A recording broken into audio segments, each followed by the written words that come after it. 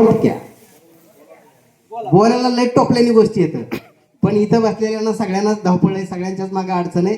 तुम्हाला जर गोष्टी ऐकायच्या असतील तर माझी काही अडचण नाही. मला नाही म्हटलं तरी 50 मिनिटं बडबड करायची सवय आहे. मी 50 मिनिटं बोलू शकतो. तुमचा जर संयम असेल आणि मागच्यापासून शेवटच्यापर्यंत, पुढच्यापासून मागच्यापर्यंत जर सगळे तल्लीन होऊन ऐकणार असताल तर अजून मी तुम्हाला 4 गोष्टी सांगेन. तत्पूर्वी मी ती एक थोडक्या नावाची गोष्ट सांगतो आणि थांबतो. एक होता थोडक्या, दिसायला अतिशय शिडशिडीत, अतिशय लोकडा, वारा आलं तरी उडून जाणार इतकं त्याचं देह बारीक होता, वाळून गेलेला होता. हडकं मोजावेत असे त्याचा आकार होता आणि योगायोगानं त्याला नेमका डावा हात पण नव्हता. आधीच वाळून गेलेला, शिडशिडीत झालेला आणि डावा हात नसलेला. आपल्याकडे साहेब ज्या माणसाला समजा काही कमी असलं शारीरिक व्यंग की त्या माणसाला गावातले आजूबाजूचे लोक चिडवतात.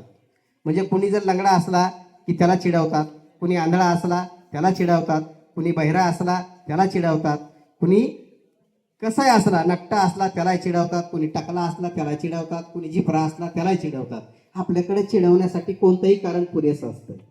तसा तो पोरगा सुद्धा थोडक्या होता. थोडक्या म्हणजे एक हात नसलेला, जन्मताच त्याला एक हात नव्हता, फक्त एकच हात होता. असं म्हणतात की देव सुद्धा जी गोष्ट नाही त्याची भरपाई दुसऱ्याकडून करून देत असतो. म्हणजे एखाद्याला जर एक डोळा नसेल तर त्याला एका डोळ्यानं सगळं जग दिसतं.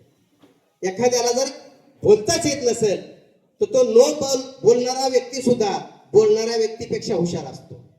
तो नुसतं खुणावरून काही गोष्टी सांगतो, नुसत्या वासावरून काही गोष्टी सांगतो. नवे आमच्या गावात एक असा मुलगा होता, जन्मताच दोन्ही डोळे नसलेला मुलगा होता, पण त्याच्या पुढे जर नुसती नोट धरली अशी तो असा उन्हाकडे असा असा करायचा आणि नोट सांगायचा, ही 100ची, ही 200ची, ही 1000ची आहे. नुसत्या माणसाच्या आवाजावरून सांगायचं की हा माणूस कोण बोलतोय. म्हणजे देव काय करतो की जी गोष्ट नाही तर ती गोष्ट दुसऱ्या बाजूला देतो. तो जो थोडक्या होता त्या थोडक्याचं सुद्धा शाळेत ऍडमिशन होतं.